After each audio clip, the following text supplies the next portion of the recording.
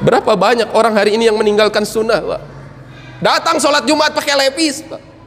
Datang sholat Jumat tidak menggunakan penutup kepala. Hadirin, tidak ada yang mengingatkan. Terkesan, Masya Allah, apa yang berubah terhadap suami saya? Maka ketika berhadapan dengan istri, luapkan kerinduan selama 3 hari terhadap istri. Ambil tangannya, cium keningnya, minta maaf. Buat keindahan, hadirin. Jangan seperti mayat. Maka tiba-tiba bulan depan, Pak, keluarnya jangan 3 hari atuh, 40 hari. 3 hari aja kayak pengantin baru pulang, apalagi 40 hari. Masya Allah. Anja Channel.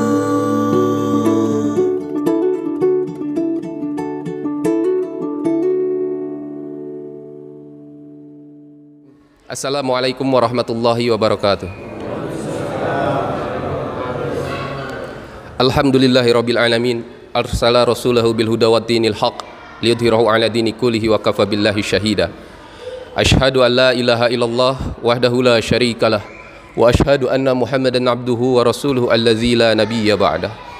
Allahumma shalli wa sallim ala hadzal nabiyil karim sayyidina Muhammadin wa ala alihi washabihi ajmain. Amma ba'd. Qala Allah ta'ala fil kitabil karim, a'udzu billahi minasy syaithanir rajim. Ya ayyuhalladzina amanu taqullaha wa qulu qawlan syadida yuslih lakum a'malakum wa yaghfir lakum dzunubakum wa may yuti'illaha wa rasulahu faqad faza fawzan 'azima. Wa qala Nabi sallallahu alaihi wasallam, al-imanu bid'un wa sab'una syu'batan fafdulha qawlu la ilaha illallah wa adnaha adza imatatul adza anit tariq wal haya'u syu'batun minal iman. Hadis yang saya bacakan yang diriwayatkan dari Abu Hurairah radhiyallahu an, bahwa Rasulullah sallallahu alaihi wasallam bersabda, sesungguhnya iman itu memiliki 70 sekian cabang lebih. Yang paling tinggi adalah mengucapkan la ilaha illallah. Yang paling rendah adalah menyingkirkan duri dari jalan. Dan sesungguhnya malu, sifat malu ini sebagian dari iman. Jadi kita bisa perhatikan yang tertinggi adalah ucapan kalimah la ilaha illallah. Yang terendah berkaitan dengan keselamatan manusia. Sehingga Allah jadikan salah satu takaran iman menyingkirkan duri dari jalan. Ini duri, Pak. Dan duri ini hanya ada ketika di dunia mencelakakan orang lain. Bapak-bapak pikirkan, ternyata bapak-bapak telah melaksanakan amalan yang paling tinggi, yaitu menyelamatkan orang lain bukan dari duri, tapi dari nerakanya Allah Subhanahu wa ta'ala. Dengan mendakwahkan kalimah la ilaha illallah. Dan sifat malu adalah sifatnya orang yang beriman. Kemarin saya di India, ada salah seorang mufti. Mufti itu sudah hafal hadis, kemudian hafal ribuan hadis, dia pun hafal Al-Quran. Beliau adalah salah satu murid daripada muridnya Maulana Ilyas rahmatullahi. Dan hadirin, hanya kitab-kitab yang lama itu yang ada di India. Beliau menyampaikan satu muzakarah di mana beliau menyampaikan sesungguhnya ketika jasad Nabi Adam sudah jadi, yang diciptakan dari beberapa tanah yang warnanya berbeda-beda, maka ketika Allah Subhanahu wa ta'ala tiupkan ruh melalui ubun-ubun, maka kalau bapak-bapak lihat bayi yang empot-empotan ubun-ubunnya, itu jalan masuknya ruh.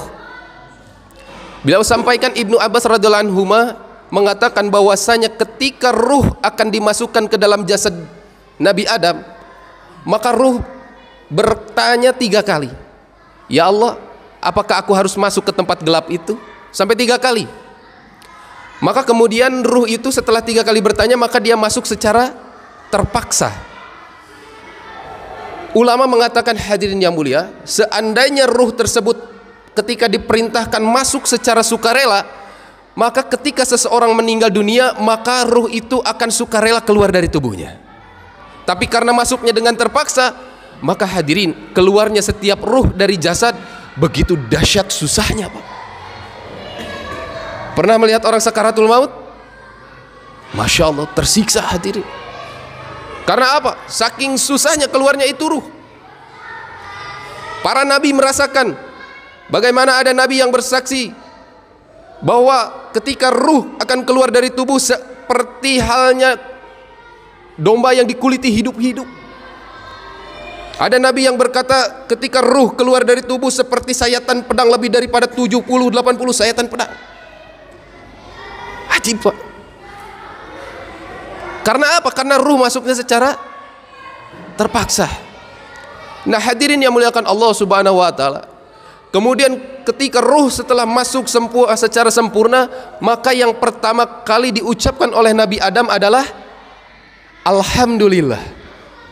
Setelah beliau bersin, beliau mengucapkan alhamdulillah atas ilham daripada Allah Subhanahu wa taala. Maka Allah menjawab dengan yarhamukallah. Dan ini menjadikan salah satu syariah dalam agama kita, hakul muslimi ala muslim khamsun. Dan salah satunya adalah radus salam. Yang salah satunya lagi kemudian watasmitu tasmit. Jadi ketika ada orang yang bersin mengucapkan alhamdulillah, maka hak bagi orang yang bersin terus harus dijawab bersinnya dengan ucapan yarhamukallah. Nah, hadirin yang muliakan Allah Subhanahu wa taala, ketika Nabi Adam bersin, maka beliau melihat daripada 4 cahaya, kemudian 4 kegelapan. Maka Nabi Adam kebingungan. Ditanya kepada 4 kegelapan tersebut. Terhadap kegelapan pertama ditanya, wahai kegelapan, siapakah engkau? Maka kegelapan yang pertama menjawab, sesungguhnya aku adalah marah dan tempatku ada di dalam otak. Jadi marah itu merupakan kegelapan. Maka kemudian kegelapan yang kedua ditanya, siapakah engkau? Sesungguhnya aku adalah nafsu dan letakku ada di dalam mata. Kemudian kegelapan yang ketiga ditanya, siapakah engkau? Aku adalah penyakit dan tempatku ada di dalam badan. Kegelapan yang keempat ditanya pula, siapakah engkau? Aku adalah dunia dan tempatku ada di dalam hati. Maka kemudian Nabi Adam alaihissalam bertanya terhadap 4 cahaya. Cahaya pertama ditanya, siapakah engkau? Maka jawaban daripada cahaya yang pertama, aku adalah akal dan tempatku ada di dalam otak sebagaimana marah. Ketika aku masuk ke dalam otak, maka marah yang akan keluar. Jadi harus didahulukan akal. Lihat orang marah, hadirin. Orang marah selalu kehilangan akalnya. Maka orang yang beriman ketika marah diharapkan menggunakan akal dengan sebaik-baiknya. Kemudian cahaya yang kedua ditanya, siapakah engkau? Aku adalah malu dan tempatku ada di dalam mata sebagaimana halnya nafsu. Jika aku masuk ke dalam mata, maka nafsu yang akan keluar. Maknanya tidak dalam satu tempat tidak bisa ada 2 sifat. Yang ketiga ditanya cahaya, wahai cahaya, siapakah engkau? Aku adalah kesehatan dan tempatku ada di dalam badan. Ketika aku masuk ke dalam badan, maka penyakit yang akan keluar. Maknanya hadirin, kalau kesehatan masuk ke dalam badan, penyakit yang akan keluar. Kalau penyakit yang masuk ke dalam badan, apa yang akan keluar? Kesehatan. Nah, cahaya yang terakhir, yang keempat ditanya, siapakah engkau? Maka cahaya tersebut menjawab, aku adalah iman dan tempatku sebagaimana dunia, yaitu ada di dalam hati. Jika aku masuk ke dalam hati, maka dunia yang akan keluar. Nah, hadirin yang mulia, Allah tidak mengkehendaki bahwa dalam setiap hati manusia ada 2 kecintaan. Yang ingin Allah adalah kecintaan mutlak terhadap Allah Subhanahu wa taala. Maka apa dalam ayat Al-Qur'an Allah sebutkan? Walam yabisu imanahum bizulmin. Jadi orang-orang yang beriman ini tidak mencampur adukan kezoliman dengan kesyirikan. Kezoliman di situ adalah kesyirikan. Apa jaminan Allah bagi orang yang tidak mencampur keadukan keimanan dengan keduniaan? Maka jaminannya adalah ketenangan. Ketenangan, Pak. Bapak-bapak merasakan nggak 3 hari tiba-tiba tenang? Sebelum keluar 3 hari masalah kerjaan dipikirkan, masalah istri, masalah anak. Tapi ketika keluar 3 hari tiba-tiba semua perasaan itu Allah hilangkan. Jaminan Allah bagi orang yang belajar atas usaha iman, hatinya hanya akan benar-benar dipenuhi dengan iman. Jadi keraguan-keraguan tadi Allah hilangkan. Ini ajib, Pak. Bapak-bapak keluar 3 hari ini, hadirin yang mulia, bukan keluar main-main, bukan, Pak. Bisa jadi asbab tangisan bapak-bapak ketika keluar 3 hari. Ada di dunia ini beberapa orang mendapatkan hidayahnya Allah Subhanahu wa ta'ala. Ini harus kita yakini hadirin. Karena usaha dakwah adalah usaha menghasilkan hidayah. Dan usaha dakwah adalah pasti lebih daripada kepastian hadirin. Jauh lebih pasti daripada sinar matahari pagi. Matahari terbit di pagi hari, tiba-tiba tidak bisa mengeluarkan sinarnya karena terhalangi oleh awan. Tapi usaha dakwah, barang siapa yang melangkah kakinya untuk dakwah, maka Allah jaminkan turun hidayah, terletak kepada kehendak Allah di mana turunkan itu hidayah. Harus yakini, Pak. Engke bapak-bapak di surga tiba-tiba ayah orang nyamperkan, nuhun Kang Ustad, saya jadi bisa masuk Islam. Kapan saya mengislamkan kamu? Kita nggak sadar, Pak. Ternyata asbab gerak kita menjadikan seseorang masuk agama Islam. Ini hidayah hadirin. 4 perkara tentang hidayah kita nggak perlu tahu Allah memberikan hidayah kepada siapa saja. Kita tidak perlu tahu Allah turunkan hidayah di mana saja. Kita nggak perlu tahu caranya bagaimana Allah memberikan hidayah terhadap seseorang. Yang penting kita dakwah saja, yakini dengan dakwah akan Allah turunkan hidayah. Hadirin yang muliakan Allah Subhanahu wa ta'ala, di mana hidayah paling besar turunnya? Ibnu Abbas radhiyallahu anhu mengatakan hanya 2 tempat di atas muka bumi yang Allah jadikan tempat terbesar asbab tersebarnya hidayah seluruh alam. Yang pertama adalah masjid, yang kedua adalah rumahnya orang yang beriman. Kenapa masjid hadirin? Karena masjid adalah sebaik-baiknya tempat. Tidak ada tempat yang paling dicintai oleh Allah selain masjid.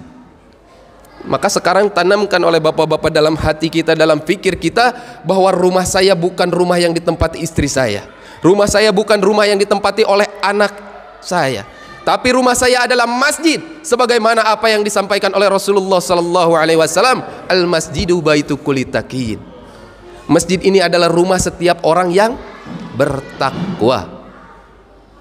Wa taqaffalallahu liman kana masjidu baitahu birohi wa rahmah. Dan Allah menjamin bagi siapa saya yang menjadikan masjid sebagai rumahnya, jaminannya berupa rahmat. Apa rahmat? Kasih sayang. Allah hanya menurunkan 1 rahmat ke dunia hadirin. Sisanya 99 Allah akan sempurnakan di akhirat. Dengan 1 rahmat yang Allah turunkan ke muka bumi, seekor singa yang lapar 2-3 hari dia tidak makan, ketika dia mempunyai anak maka dia tidak akan memakan anaknya karena rahmat Allah. Padahal hari-hari dia makan daging, hari-hari dia lapar, harus memenuhi hawa nafsunya dalam hal makan dengan daging. Tapi dengan rahmat Allah tidak ada satupun singa yang mampu memakan anaknya sendiri. Karena apa? Karena rahmat. Tapi ketika manusia dicabut rahmat oleh Allah, maka hari ini bisa kita saksikan tidak sedikit ibu yang membuang anaknya. Karena apa? Rahmat Allah tercabut. Maka orang yang seperti itu, hadirin yang mulia, jauh lebih rendah daripada binatang. Hadirin, ukuran daripada kecintaan, kasih sayangnya Rasulullah terhadap ini umat 70 kali lebih banyak daripada seorang ibu sayang terhadap anaknya. Rasulullah pernah menyampaikan dalam satu majelis, tiba-tiba Rasulullah bertanya, wahai sahabatku, tahukah kalian golongan orang-orang yang mulia? Maka para sahabat menjawab, ya Rasulullah, tentu saja para malaikat adalah makhluk yang paling mulia. Maka apa jawaban Rasulullah? Bagaimana mereka tidak mulia? Sementara Allah Subhanahu wa ta'ala menciptakan mereka hanya untuk taat dan beribadah kepada Allah Subhanahu wa ta'ala. Namun bukan itu. Maka para sahabat menjawab lagi, kalau begitu orang-orang yang paling mulia adalah Nabi dan Rasul, karena mereka diutus untuk menyampaikan agama terhadap manusia. Maka Rasulullah menjawab, bagaimana para Nabi dan Rasul tidak mulia? Karena memang tugasnya adalah menyampaikan risalah kebenaran dari Allah Subhanahu wa ta'ala. Maka Rasulullah lama menundukkan kepalanya sambil meneteskan air mata. Hadirin yang mulia, ternyata yang disampaikan oleh Rasulullah, tahukah kalian bahwa golongan yang mulia itu adalah umatku yang jauh lahir daripada zamanku. Dia tidak pernah melihatku dengan matanya, tapi mereka beriman kepada aku. Bapak-bapak, antum-antum, Pak, semuanya, Antum bisa nangis karena sunnah, Pak. Antum sebenarnya yang dirindukan oleh Rasulullah, dan ini yang membuat Abu Bakar cemburu, hadirin. Sampai Rasulullah mengatakan, tuba, sungguh beruntung liman amanabi, orang yang beriman kepadaku, waroni marotan. Beliau mengucapkannya 1 kali, tapi Rasulullah tidak berhenti sampai di situ. Beliau mengatakan sampai 7 kali, tuba, tuba, tuba, tuba, sampai 7 kali. Sungguh beruntung, beruntung, beruntung, beruntung liman amanabi, orang yang beriman kepadaku namun matanya tidak pernah melihatku. Ajib. Wadidtu ani lakitu ikhwani, aku rindu terhadap saudaraku, kata Nabi. Maka para sahabat hari itu cemburu dan bertanya, ya Rasulullah, kami saudaramu. Awalaisa nahnu ihwanuk, bukankah kami saudaramu? Lah, kata Nabi, bukan. Saudaraku adalah orang yang beriman kepadaku namun mereka tidak pernah ada kesempatan berjumpa dan melihatku. Hadirin, bapak-bapak harus yakin, Pak. Ulama kita mengatakan satu orang menghidupkan sunnah Nabi, maka hari ini Rasulullah tersenyum-senyum, hadir. Berapa banyak orang hari ini yang meninggalkan sunnah, Pak? Datang sholat Jumat pakai lepis, Pak. Datang sholat Jumat tidak menggunakan penutup kepala, hadir. Tidak ada yang mengingatkan. Sementara Rasulullah rindu terhadapnya, hadir. Tapi asbab bapak-bapak keluar 3 hari, bapak-bapak mengenal sunnah, maka Allah tanamkan sifat ingin menyampaikan terhadap orang yang belum tahu. Asbab siapa, Pak? Asbab risau Nabi. Nabi itu nggak pernah memikirkan dirinya sendiri, hadirin. Bahkan sampai di sakaratul mautnya, apa yang terucap dari lisannya kecuali umat, hadirin. Hari ini orang banyak lupa terhadap umat, hadirin. Lebih banyak berhajat terhadap keinginan diri sendiri, terhadap harta, memperbanyak harta, menumpuk-numpuk harta, hadirin. Padahal kita tahu bahwa dunia hanyalah seperti bangkai, hadirin. Kenikmatan dunia tidaklah lain seperti jarak daripada lidah sampai ke tenggorokan, gak ada lagi. Rasulullah jauh memikirkan hal itu, hadirin. Bagaimana setiap umatnya masuk daripada surganya Allah, hadirin. Nah, maka bapak-bapak hadirin yang mulia, belajar 3 harinya ini kita punya tugas khusus, Pak. Apa tugas khususnya? Menghidupkan amal masjid. Untuk apa? Dijadikan masjid kita sebagai asbab hidayah dalam sekitar tetangga-tetangga kita. Meluangkan waktu untuk masjid. 1 bulan bapak-bapak mengorbankan waktu 3 hari. Tapi untuk meluangkan waktu setiap harinya bapak-bapak hanya dituntut 2,5 jam saja, Pak. Kenapa harus seperti itu, Kang Yuri? Apa yang dilakukan oleh Rasulullah ketika hijrah, hadirin? 13 tahun Rasulullah mendakwahkan iman di kota Mekah. Ketika hijrah, apa yang beliau lakukan? Yang pertama Rasulullah lakukan adalah membangun masjid. Dan ini menjadi tugas-tugas kita, hadirin yang mulia. Tapi tong salah paham, bapak pulang 3 hari tiba-tiba membangun masjid di sebelah masjid. Nanti orang salah paham, Pak. Maksudnya membangun masjid, sekarang kita bersyukur masjid sudah banyak. Tapi maksud daripada membangun masjid, kita mewarnai lingkungan masjid dengan amal-amal agama, hadirin. Mungkin masjid kita cuma hidup sholat berjamaah, maka kita tambah dengan taklim. Mungkin taklimnya sudah hidup seminggu sekali dengan ustadznya, kita buat taklim harian dengan fadilah-fadilah amal. Mungkin sholat berjamaahnya kurang, maka kita bergerak untuk umat agar sholat berjamaah di masjid kita. Bersedia insya Allah. Membangun masjid dengan mewarnai lingkungan masjid dengan amal-amal agama. Yang kedua yang Rasulullah lakukan adalah menghidupkan masjid dengan 4 amalan. Dakwah ilallah, ta'lim wa ta'alum, zikir ibadah, dan khidmat. Nah, bapak-bapak meluangkan waktu, belum sanggup 2,5 jam, maka bapak-bapak luangkan setiap hari 1/2 jam saja. Tapi niatkannya 2,5 jam. Untuk mengawalinya 1/2 jam. Buat amalan khusus di masjid kita dengan amalan apa saja yang bapak-bapak bisa lakukan. Mau baca Al-Quran, mau taklim, dengan niat dihadiahkan semuanya untuk umat. Barang siapa yang menghadiahkan amalan untuk umat, maka Allah akan cukupi daripada keinginan-keinginannya. 1/2 jam berat nggak, Pak? Enggak. Cari waktu khusus di mana bapak-bapak enggak sibuk. Luangkan waktu 1/2 jam.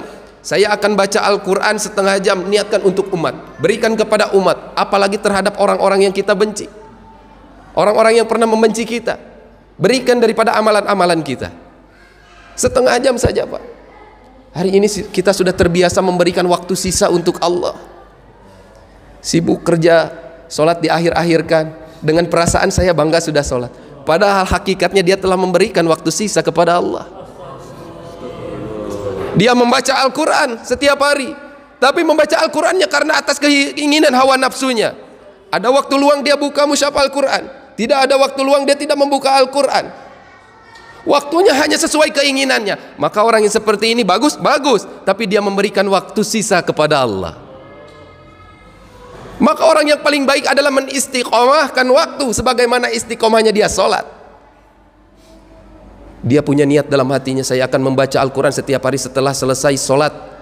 Saya niat ya Allah 5 ayat setiap hari. Melatih diri kita berjanji kepada Allah, walaupun apapun yang terjadi, ketika saya membaca Al-Quran, dunia datang, saya akan tolak, saya akan utamakan ini. Maka orang yang seperti ini yang akan diistiqomahkan dalam satu amalan. Jadi jangan pernah terbiasa memberikan waktu sisa buat Allah. Mujahadah hadirin. Maka begitu pun meluangkan waktu untuk masjid, cari waktu yang tidak terganggu dengan kegiatan-kegiatan kita, khususkan semuanya untuk agama. Bersedia insya Allah. Nah hadirin yang muliakan Allah subhanahu wa ta'ala, apa jaminan bagi orang yang menghidupkan amal-amal masjid? Yang pertama, rezekinya datang dari arah yang tidak disangka-sangka. Orang yang beriman hadirin menggunakan akalnya untuk melihat kebesaran Allah. Orang kafir menggunakan akalnya untuk melihat kebesaran dunia. Orang yang beriman menggunakan akalnya, 1 ditambah 1 bukan 2, 1 dikurangi 1 bukan 0. Tapi orang yang beriman ketika melihat hitungan 1 dikurangi 1, maka dia jawab 10. Saya punya 1 uang 10.000, saya berikan, sedekahkan, maka saya akan mendapatkan jaminan 10 kali lipat dari Allah. Biasakan seperti itu hadirin. Menafikan, membohongkan apa yang kita lihat dan meyakini daripada apa yang dikabarkan oleh Rasulullah sallallahu alaihi wasallam. Karena syarat orang yang beriman adalah meyakini daripada yang gaib. Nah hadirin yang mulia, buat amalan-amalan tadi. Kemudian dibalik, nanti setelah kita pulang, terlebih dahulukan daripada akhlak Pak. Saya titip kepada teman-teman yang sudah ikut usaha ini, jangan fanatik Pak. Fanatik terhadap agama boleh hadirin, jangan fanatik terhadap orang lain untuk memaksakan mereka mengamalkan agama. Jangan membenci orang yang maksiat. Orang yang diterima amal dakwahnya hadirin, hatinya bukan membenci orang yang maksiat, melainkan pandangannya Allah akan buat lembut terhadap ahli maksiat. Maka hatinya penuh kerisauan, ya Allah bagaimana teman saya yang masih mabuk lepas dari mabuknya. Bukan membenci dengan mengkafirkan, membuat dirinya seakan-akan ahli neraka, bukan Pak. Sempurnanya iman seseorang hadirin adalah sebagaimana akhlaknya. Orang lain nggak tahu Pak kita tahajud malam tadi, orang lain nggak tahu kegiatan kita 3 hari, tapi ketika kita pulang yang dilihat orang lain adalah akhlaknya. Maka bapak-bapak perlihatkan akhlak yang baik. Jangan sampai kita pulang 3 hari kita menjadi momok yang menakutkan di keluarga kita, terutama di istri kita Pak. Apa ini suami saya keluar 3 hari jadi kasar seperti ini? Apa ini anak saya keluar 3 hari jadi membangkang seakan-akan sudah paham dengan agama? Perlihatkan akhlak yang baik hadirin. Yang sudah punya istri, bapak-bapak pulang ke rumah, ini dengarkan Pak, takaran iman sampai disejajarkan dengan perlakuan yang baik terhadap wanita hadirin. Akmalul mu'minin, sempurnanya iman seseorang, ternyata letaknya apa hadirin yang mulia? Yang paling baik akhlaknya kata Nabi. Dan Nabi katakan sebaik-baiknya kalian adalah orang yang paling baik terhadap istrinya. Itu dalam satu hadis rangkaian seperti itu hadir. Maka nanti bapak-bapak pulang menjadi orang yang lebih lembut terhadap istri. Uang yang ada di saku kita gunakan Pak. Cari anggur yang terbaik, cari buah yang terbaik.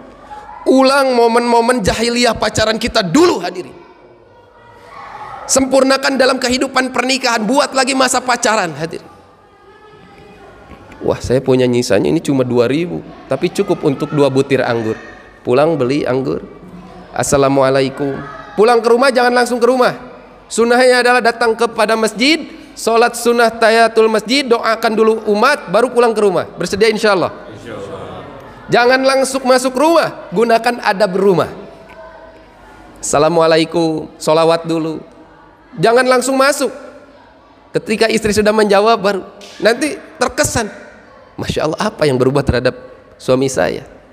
Maka ketika berhadapan dengan istri, luapkan kerinduan selama 3 hari terhadap istri. Ambil tangannya, cium keningnya, minta maaf. Mungkin selama ini kita terlalu banyak kepada dosa terhadap istri kita. Mungkin kita sering membentaknya.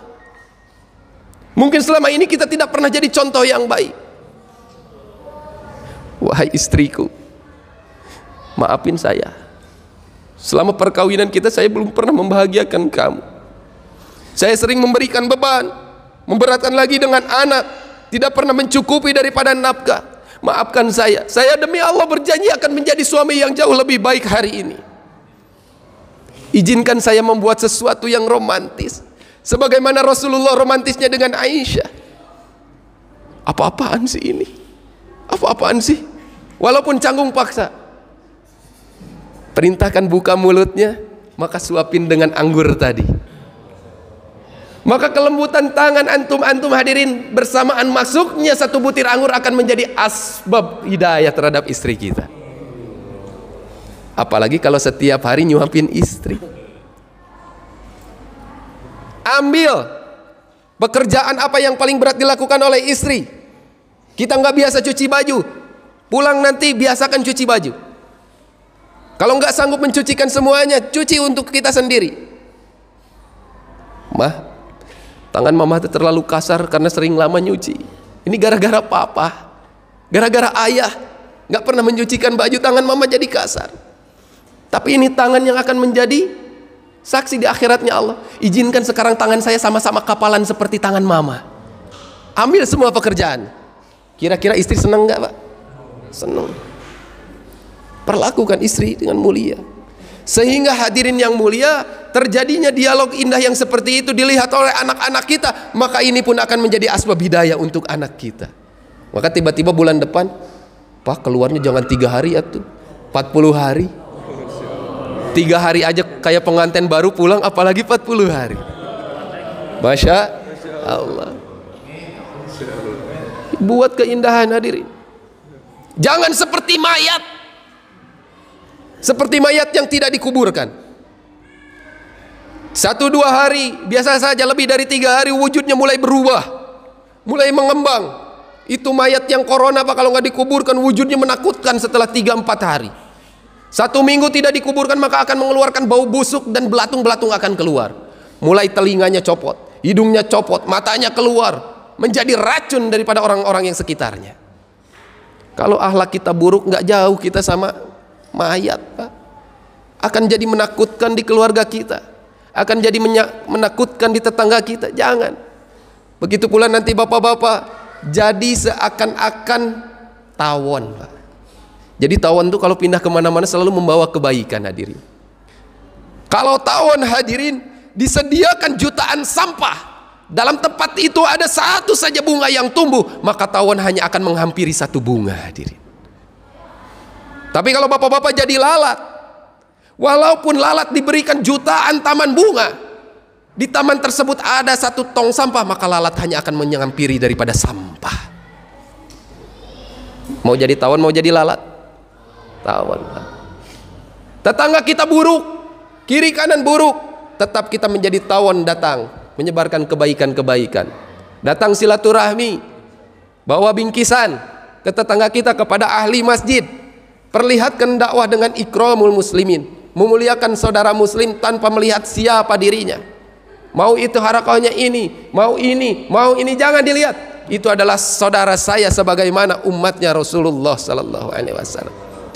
Bersedia insyaallah. Nah, hadirin yang muliakan Allah Subhanahu wa taala, pegang erat-erat usaha dakwah ini, Pak. Bapak-bapak ini adalah yang mahal, Pak. Bapak-bapak ini mulia hadirin. Tidak ada satupun manusia yang tidak mulia ketika dia mengamalkan agama hadirin. Walaupun awalnya dulu kita sebelum hijrah ada dalam kubangan kemaksiatan, ada dalam kubangan dunia hadirin, tapi antum-antum tetap mulia. Sebagaimana permata yang jatuh kepada kotoran, maka dia tetap akan menjadi permata, bukan kotoran. Allah angkat dengan asbab keluarnya 3 hari, maka permata akan tetap menjadi permata. Bapak-bapak mulia, mahal. Pegang usaha dakwah ini erat-erat. Bersedia insya Allah?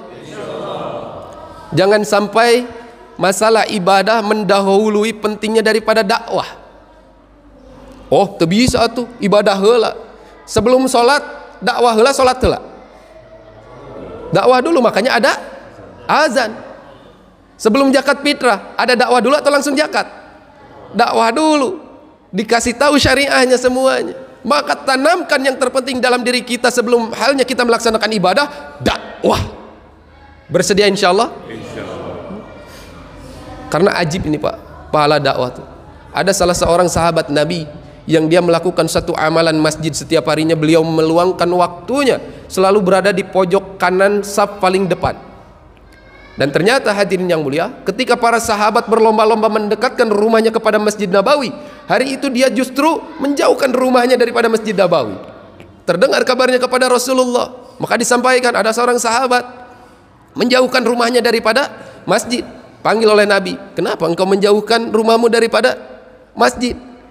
Maka sesungguhnya ya Rasulullah, aku telah mendengar hadis daripada engkau bahwasanya setiap langkah ke masjid Allah akan memperhitungkannya. Maka aku membuat rumah yang paling jauh. Dalam satu riwayat mendekati pintu gerbang Madinah, jadi paling jauh, paling ujung. Untuk datang ke masjid dia membutuhkan waktu 3 jam sebelum sholat dimulai. Ini masalah sholat Pak. Bapak-bapak sekarang jadi da'i untuk sholat, jangan mendengar dulu azan. Sebelum azan sudah jalan ke masjid.